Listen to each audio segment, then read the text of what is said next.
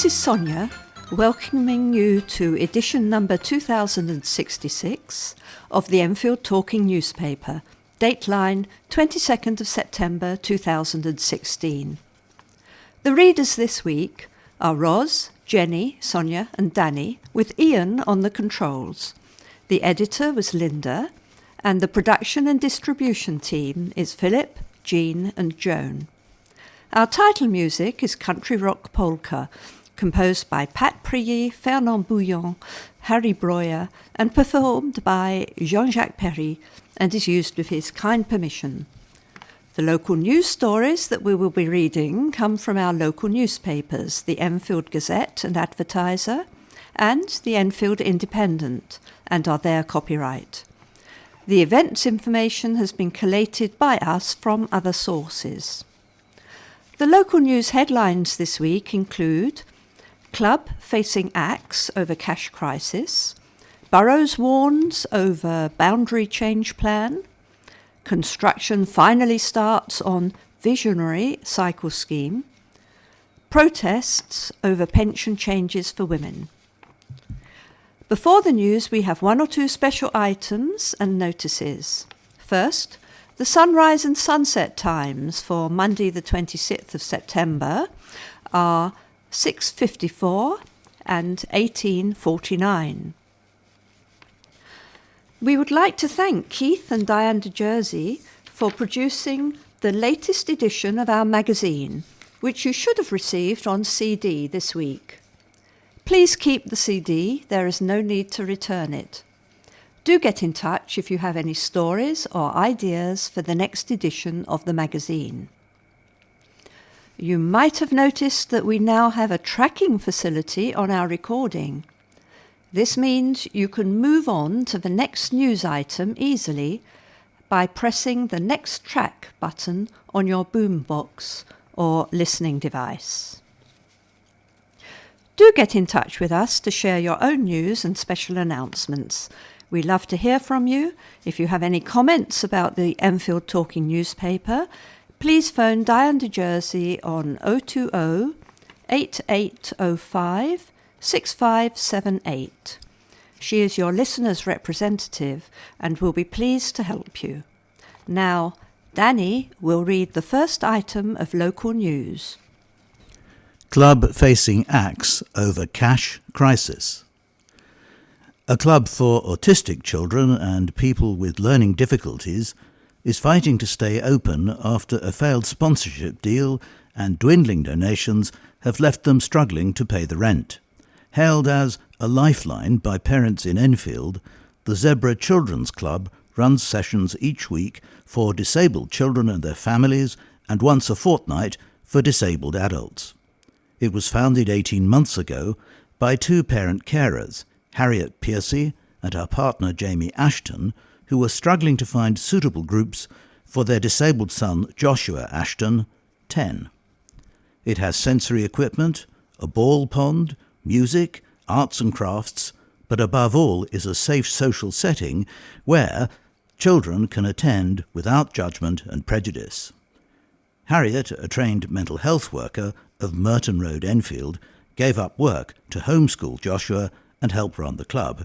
She said, "I don't want to say we might close, but it's not looking good. We are behind with our rent on the hall and are really struggling to keep up. It is so important that this organisation is able to be sustained financially. It's such a special place, not just for the children and adults who use it, but for the parents too. There's nothing else like it. Parents are constantly amazed and delighted by the special moments their children have here. Joshua wouldn't leave the house before we started the club, and now he's made friends and grown in confidence. It's been life-changing.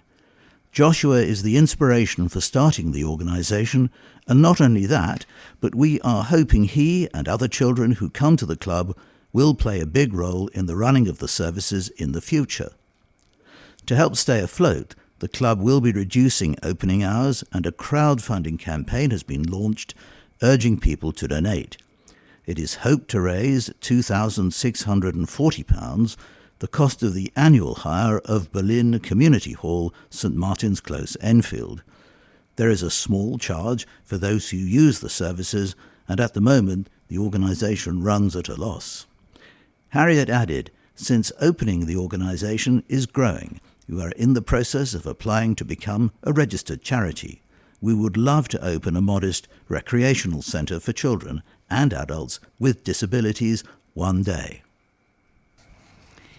Enfield Southgate MP David Burrows vows to fight plans to dismember his constituency as part of a proposed major shake-up of parliamentary boundaries.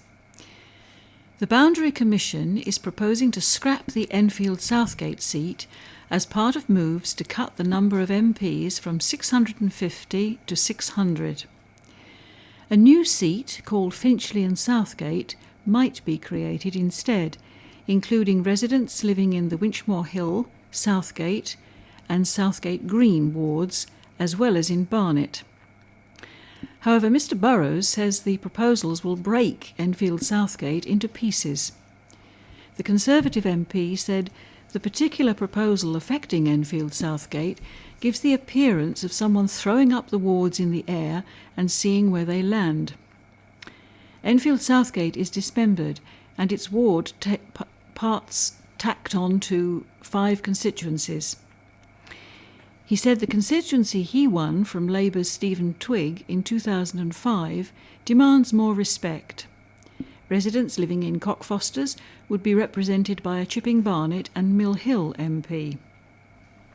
Another change would see voters in Bowes Ward becoming part of the Hornsey and Wood Green constituency. Mr Burrows added, the real risk of these current proposals is that 3 MPs will only have a minority interest in Enfield. Enfield North would disappear under the proposals, and instead there could be a new constituency called Enfield. It would include people living in the Chase, Enfield Highway, Enfield Lock, Grange, Highlands, Southbury, Town and Turkey Street wards. The current Enfield North Labour MP, Joan Ryan, said, it's a bitter blow for Enfield. I think Enfield's got a very bad deal out of this. She branded the proposed boundary lines as arbitrary, drawn up without any consideration of community boundaries. She said, splitting up of traditional wards makes it very difficult for constituencies who have to relate to different councils and different police borough commanders. She said the most sensible option would be to leave the current seats in the Borough of Enfield as they are, and urged constituents to make their vows known in the consultation, which is running for 12 weeks until December the 5th.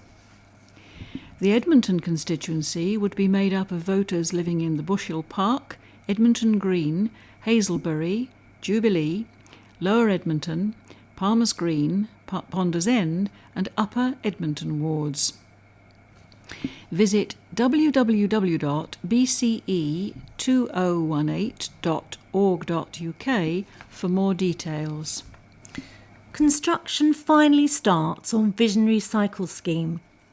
After months of consultation, compromise and consternation, construction has begun on Cycle Enfield. Funding for the £42 million Cycle Lanes programme was awarded to Enfield and 2 other London boroughs in 2014, and this week work started on the A105 section, which will link Palmer's Green and Enfield Town. It comes after a consultation process that has lasted over 18 months, resulted in significant changes to the initial proposals, and after a judicial review taken against the project by community group Save Our Green Lanes was rejected.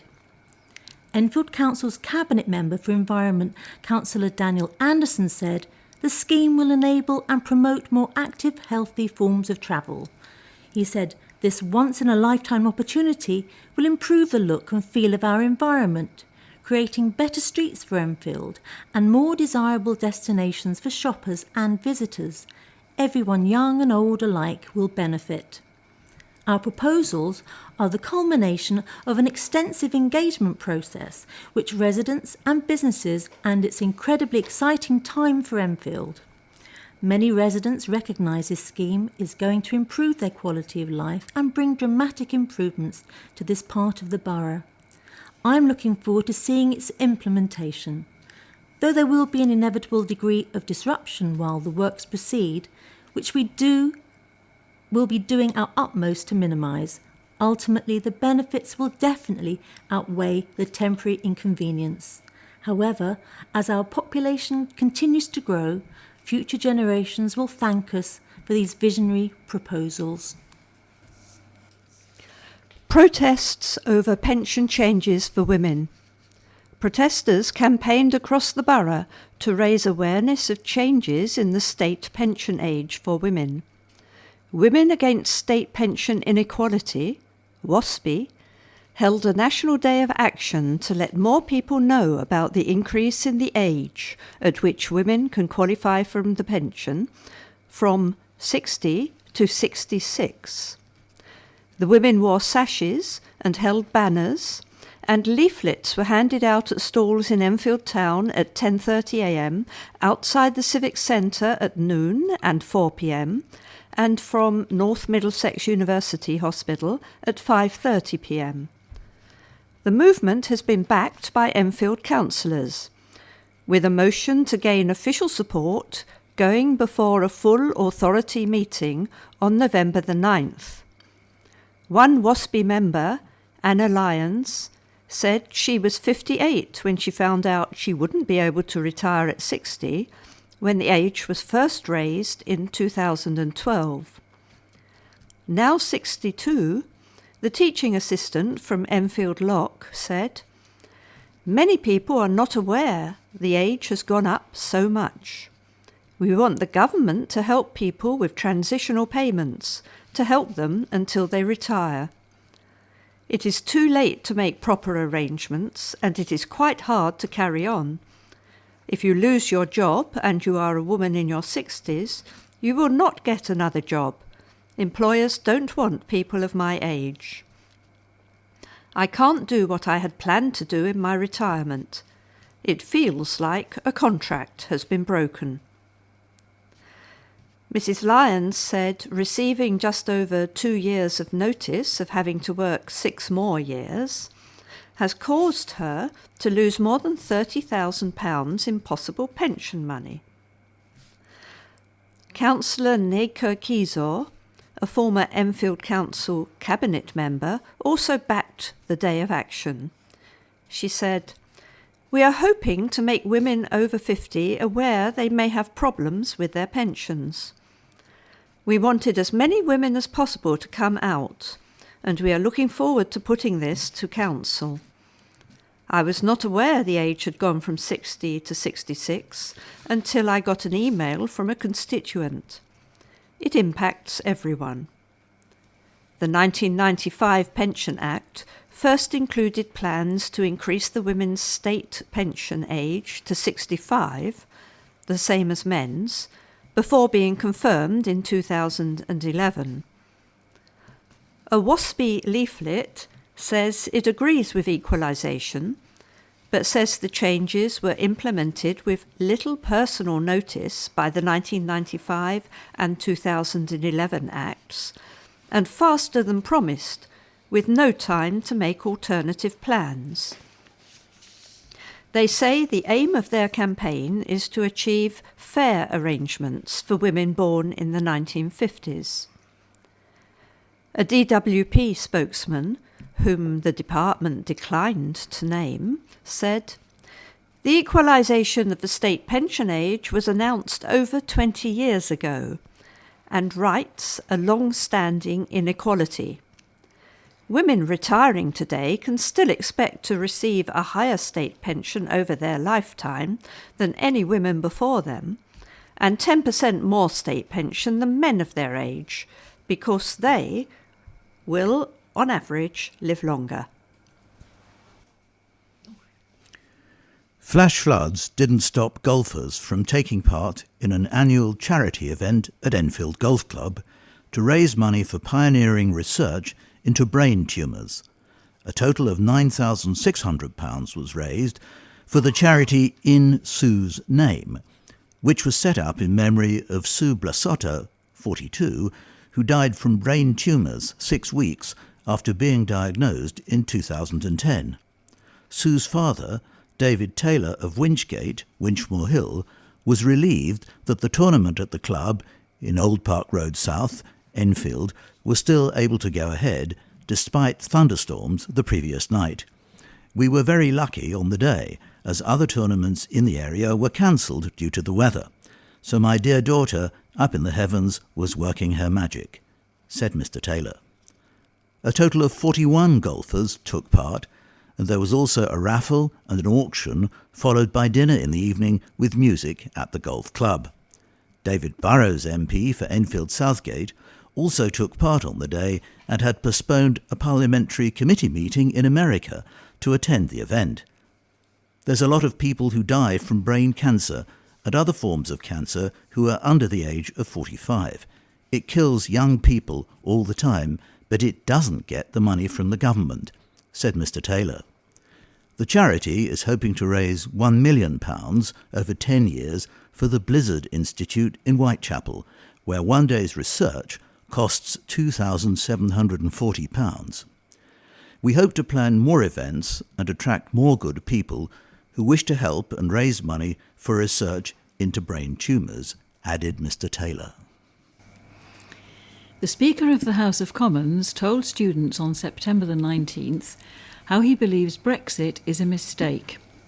John Bercow MP answered questions from Year 12 students at Enfield Grammar School during a morning assembly alongside ex-Arsenal Vice-Chairman David Dine, and was instantly asked what he thinks of the EU referendum result. Mr. Bercow, who ironically, given his job title, had lost his voice, cheering on the British team at the Davis Cup in Glasgow, answered, "If I'm honest, I think it is a mistake," which immediately received applause from the audience of 16 and 17-year-olds. He said, "The EU is a very big trade bloc, of which we are still, for the moment, a member. It makes sense to still be part of it. We are in a world of power blocks, and it seems to me that remaining part of a power bloc is a good thing. We are not in the days of empire. We do not rule the waves. That said, I am a Democrat. Do I think we should have had a referendum? No. But reluctantly, I conclude Brexit will happen and the government must salvage what it can." Mr. Bercow was also asked if he will miss former Prime Minister David Cameron, who last week announced he is to step down as MP for Witney. He said, "I wish him well. I always tried to treat him with respect because he was Prime Minister and because he is a sharp, bright guy. Are we friends? No. We succeeded in irritating the hell out of each other. As PM, he was like the centre-forward, but as I told him, the centre-forward cannot also be the referee." Visitors were given a glimpse into an underground air raid shelter used during World War II as part of an open house event across Enfield. They were allowed to peer into the wartime bunker in the grounds of Millfield Arts Centre in Silver Street, Edmonton, but were not allowed inside it for safety reasons. It is one of 3 bunkers which provided a shelter from bombing raids for epileptic patients at a hospital which was using a former Victorian workhouse which formerly stood on that site. However, only one of the shelters exists in its original form. The others have been filled in because they were deemed unsafe.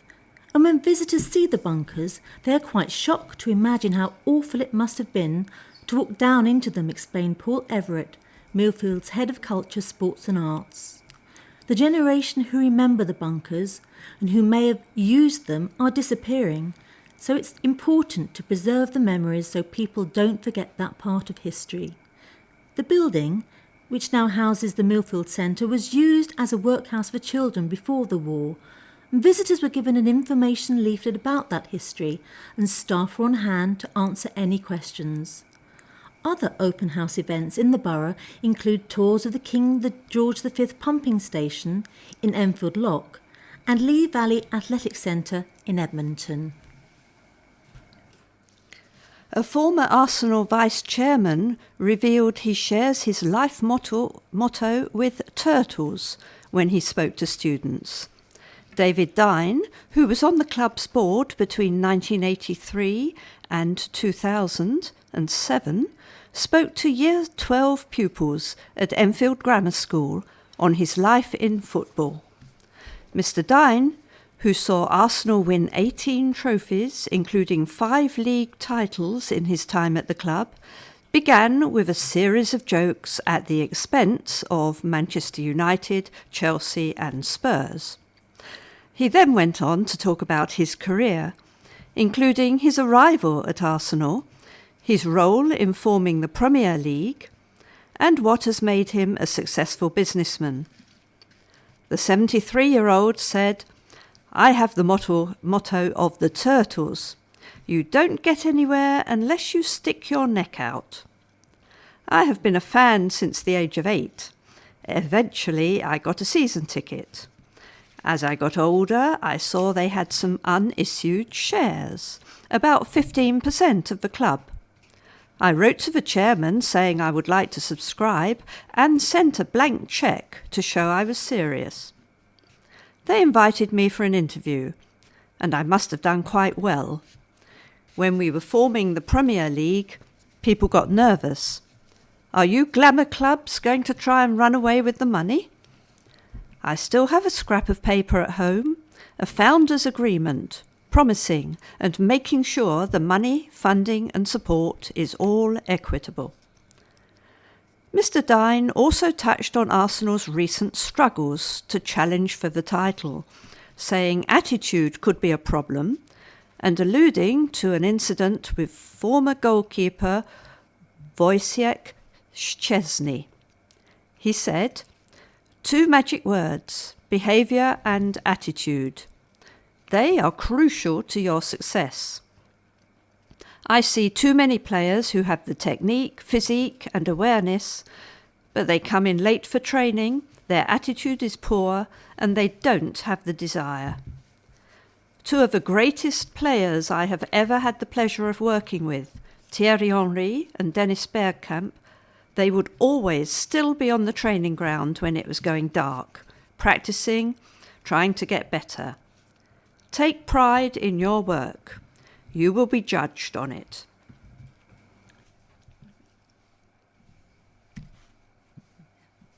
And now a letter from Councillor Daniel Anderson, Cabinet Member for Environment, Southgate Green Ward.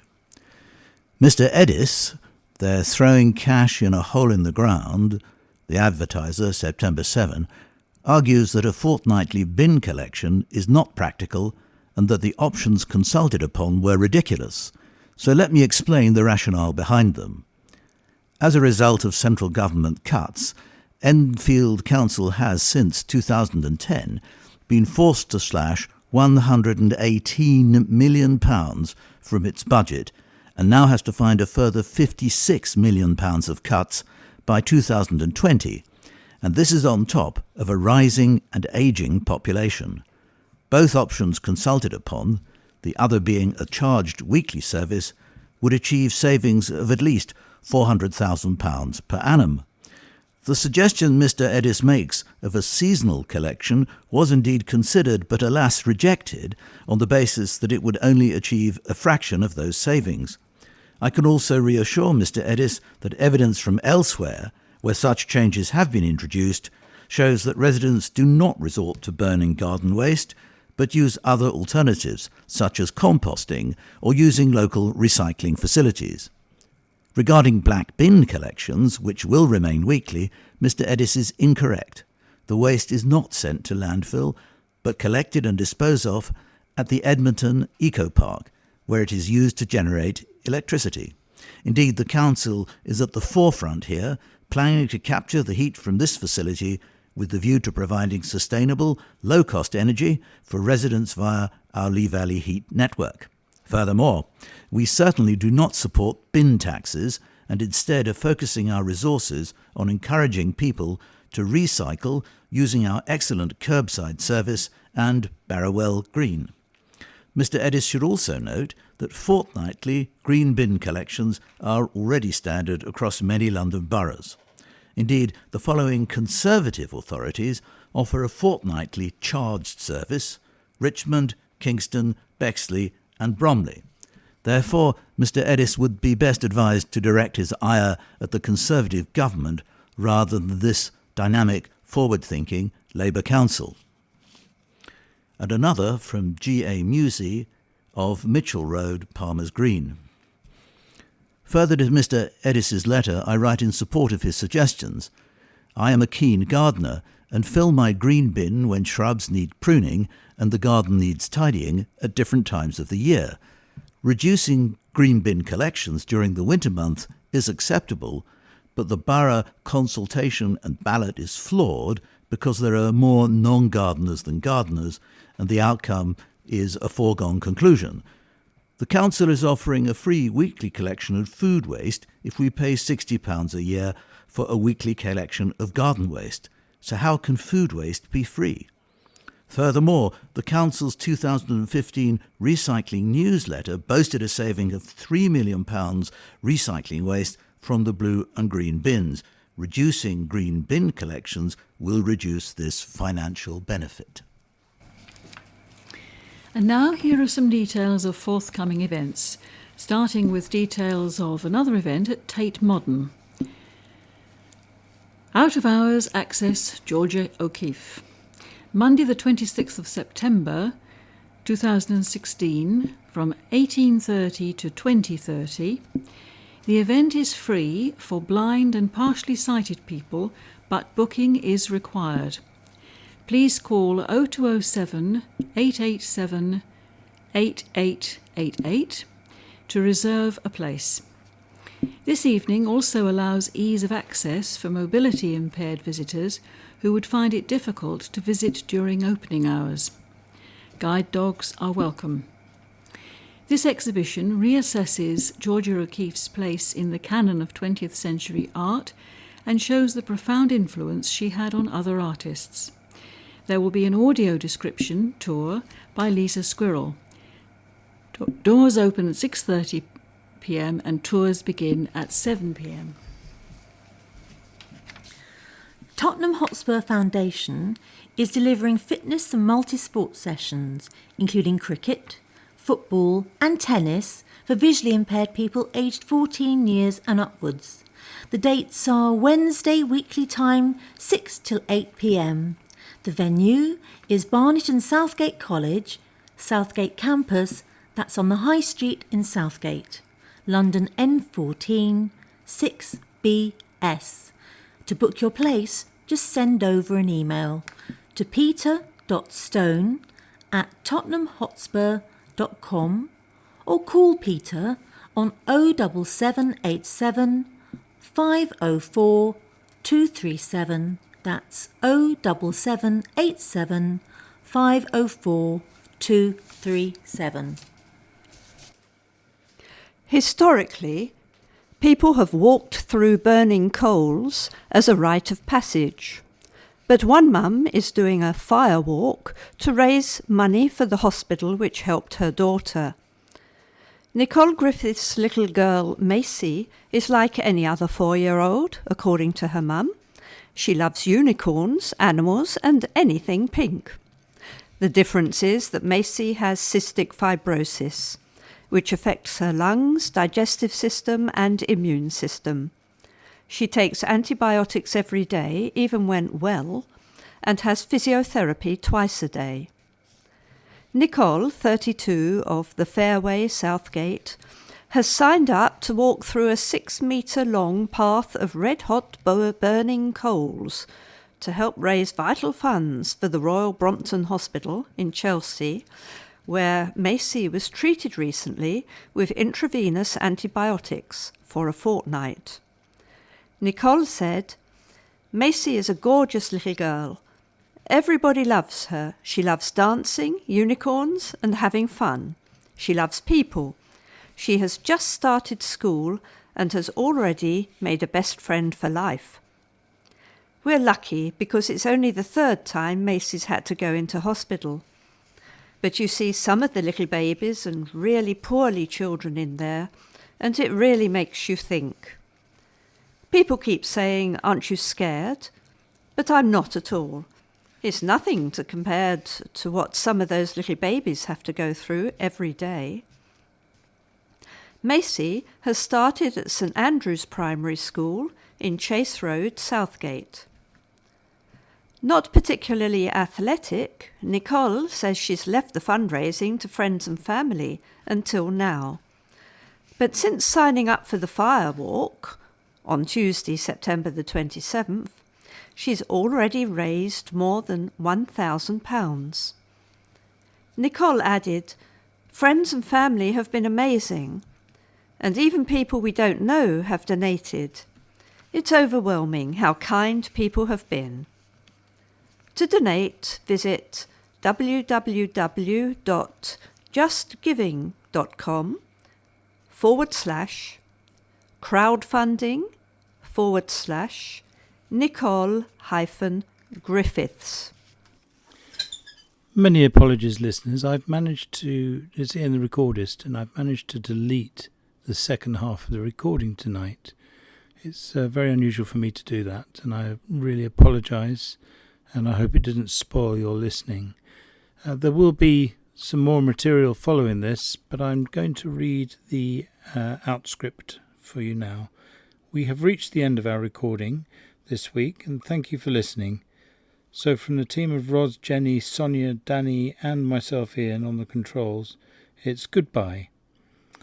Please remember to turn over the address label in your postal packet, put the memory stick into the packet and return it to us as soon as you can, in readiness for the next edition. Don't forget you can call Diane de Jersey regarding any help you may require in connection with Enfield Talking Newspaper on 020 8805 6578. Coming up next, the latest news and information for the Greater London area from InfoSound.